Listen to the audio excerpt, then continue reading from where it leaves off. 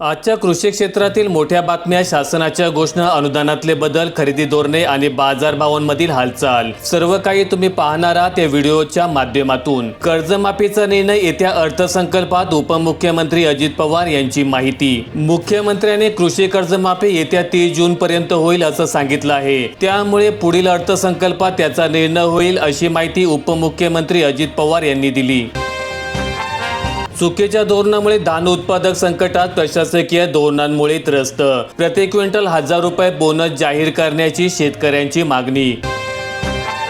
E पीक पाहणीसाठी ऑफलाईनचा असेल पर्याय, महसूल मंत्री चंद्रशेखर बावनकुळे यांची विधानसभेत घोषणा। शेतकऱ्यांची सोय होईल, 15,000 तलाट्यांनी बेमुदत आंदोलनाचा मार्ग स्वीकारला। ई पीक पाहणीची ऑनलाईन मुदत संपल्याने हजारो शेतकरी शासकीय खरेदी केंद्रांवर आपला माल विकण्यापासून वंचित राहण्याची भीती निर्माण झाल्यामुळे या शेतकऱ्यांना मोठा दिलासा देत राज्य सरकारने आता ऑफलाईन पीक पाहणीची संधी उपलब्ध करून दिली। महसूल मंत्री चंद्रशेखर बावनकुळे यांनी विधानसभेत या संदर्भात घोषणा केली। ज्या शेतकऱ्यांची ई पीक पाहणी राहून गेली, आता त्यांना 15 जानेवारी पर्यंत संबंधित अधिकाऱ्यांकडे ऑफलाईन अर्ज सादर करता येणार आहेत।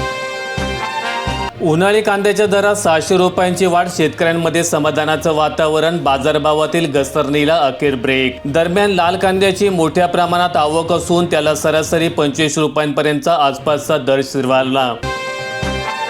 पंढरपूर तालुक्यात ऊस दर आंदोलन चिघळले, ट्रॅक्टरचे टायर फोडले। संघर्ष समितीचे वाखरी पालखी तळावर उपोषण सुरू। आंदोलनाच्या 4थ्या दिवशी आंदोलकांनी ऊस वाहतूक करणाऱ्या ट्रॅक्टरच्या ट्रॉलीचे टायर फोडून ऊस वाहतूक बंद पाडण्याचा प्रयत्न केला। वर्धा जिल्ह्यात CCI पेक्षा खासगी व्यापाऱ्यांची चांदी, 2.29 लाख क्विंटल खरेदी, 23,127 शेतकऱ्यांनी विकला व्यापाऱ्यांना कापूस। पुणे विभागातील 50,000 कोटींच्या रस्ते विकास कामांना मंजुरी, पुढील 3 महिन्यात काम सुरू होणार। राज्यासाठी एकूण 1.5 लाख कोटी, मुंबई पुणे 1.5 तासात तर पुणे छत्रपती संभाजीनगर प्रवास अवघ्या 2 तासांवर। तळेगाव, चाकण आणि शिक्रापूर उन्नत मार्गाचे भूमिपूजन निवडणुकांनंतर होणार। परभणी जिल्ह्यातील सुमारे 1,60,000 शेतकरी नुकसान भरपाई अनुदानापासून वंचित। परभणी जिल्ह्यातील शेतकऱ्यांसाठी शासनाने 425 कोटी रुपयांचा निधी वर्ग करून 3 महिने उलटून गेल्यानंतरही परभणी जिल्ह्यातील महसूल विभागाच्या कर्मचारी आणि अधिकारी यांच्यातील अनास्थेमुळे जिल्ह्यातील 1,60,000 शेतकऱ्यांना नुकसान भरपाईची आर्थिक मदत मिळालेली नाही। KYC दुरुस्तीसाठी 31 डिसेंबरपर्यंत मुदतवाढ, लाडकी बहीणच्या लाभार्थ्यांना शेवटची संधी।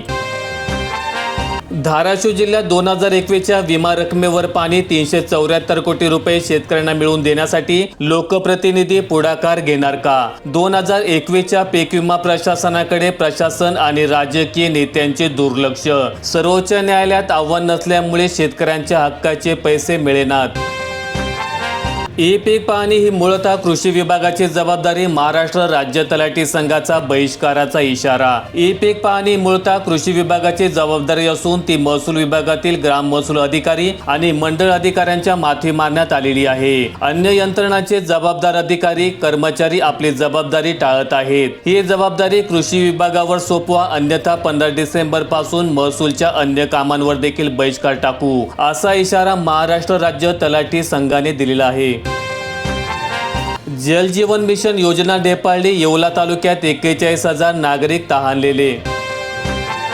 अकोला जिल्ह्यात सौर कृषी पंप योजना कागदावरच, शेतकऱ्यांना बसतोय आर्थिक फटका, पैसे भरूनही करावी लागते 6 महिने प्रतीक्षा।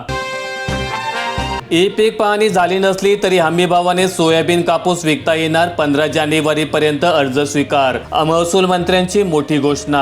राज्यात खरीप हंगामातील सोयाबीन, कापूस आणि मक्याची हमीभाव खरेदी सुरू आहे। हमीभाव खरेदीसाठी ई पीक पाहणी बंधनकारक आहे। खरीप हंगामात 79% शेतकऱ्यांची ई पीक पाहणी झालेली आहे, परंतु नेटवर्क सहित विविध कारणांमुळे शेतकऱ्यांना खरीप हंगामात ई पीक पाहणी करता आलेली नाही।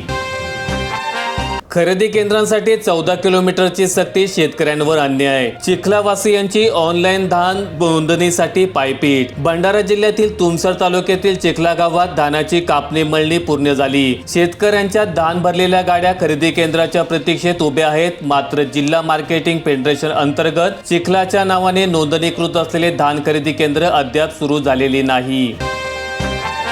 केळी उत्पादक विषयांवर शेतकऱ्यांसाठी प्रश्न मांडला. आमदार अमोल जावळे यांची हिवाळी अधिवेशनात मागणी. पुणे जिल्ह्यात 68 बिबटे अडकले पिंजऱ्यात. जुन्नर वन विभागात आतापर्यंतची कारवाई. पिंजरे आणि इतर उपाययोजनांमध्ये फायदा. जिल्हाधिकारी यांची माहिती. 11 कोटींचे 79 पारंदर रस्ते मंजूर. मेहकर लोणार तालुक्याचा समावेश. लवकरच होणार निविदा प्रक्रिया पूर्ण. सोलापूर जिल्हा गारठला. पारा 12.6 अंशावर. प्रशासनाने वर्तवली थंडीची लाट येण्याची शक्यता. कर्जमाफीसाठी सोसायट्यांकडून माहिती मागवली. राज्य शासनाकडून सूचना पत्रक. शेतकऱ्यांच्या कर्जाची माहिती मागवली. लवकरच घोषणा होण्याची शक्यता.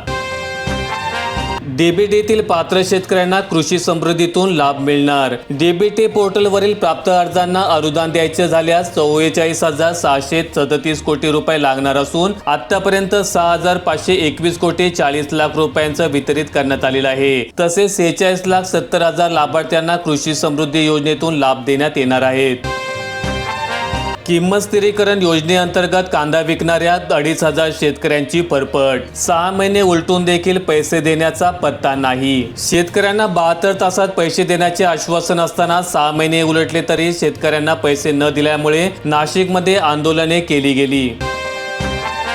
छत्रपती संभाजीनगर जिल्ह्यामधील हजारो जन्ममृत्यू प्रमाणपत्र रद्द होणार. 47 गुन्हे दाखल. फरार लाभार्थ्यांवर कारवाई. आयुक्त घेणार मेळावा. 15 लाख अनामतीची अट अखेर मागे. राज्य पणन महासंघाने घेतलाय महत्त्वपूर्ण निर्णय. धान खरेदीवर टाकली होती सामूहिक बंदी. भंडारा जिल्ह्यातील ब श्रेणीतील धान खरेदी केंद्रांवर राज्य पणन महासंघाने लादलेली 15 लाख रुपयांची अन्यायकारक अनामत रक्कम भरण्याची अट अखेर रद्द करण्यात आली. कांदा निर्यात कमी आवकेमुळे दरात सुधारणा. 10 महिन्यानंतर सरासरी भाव 1500च्या पार. राज्यातील कांद्याचा सरासरी भाव तब्बल 10 महिन्यानंतर 1500 रुपयांच्या पुढे सरकला. बाजारातील कमी आवक आणि निर्यातीसाठी मागणी असल्यामुळे सध्या सरासरी बाजारभाव 1700 ते 1800 रुपयांपर्यंत पोहोचला. जळगाव जिल्ह्यात 2.25 लाख शेतकऱ्यांच्या खात्यात 10,000ची मदत जमा. रब्बी हंगामासाठी बूस्टर बियाणे खतांसाठी मदतीची प्रक्रिया महिना अखेर होणार. संत्रा निर्यात सबसिडी शेतकऱ्यांना कधी मिळणार. 169 कोटी रुपये मंजूर. निधी 3 वर्षांपासून पणन मंत्रालयाकडे. शेततळ्यांना निधी टंचाई. सरकारने दिली कबुली. कृषी मंत्र्यांची माहिती. रक्कम देताना हात आखडता. खुल्या बाजारात मक्याला मिळतोय माती मोल भाव. भोकरदन तालुक्यातील हमीभाव केंद्र सुरू करण्याची शेतकऱ्यांची मागणी.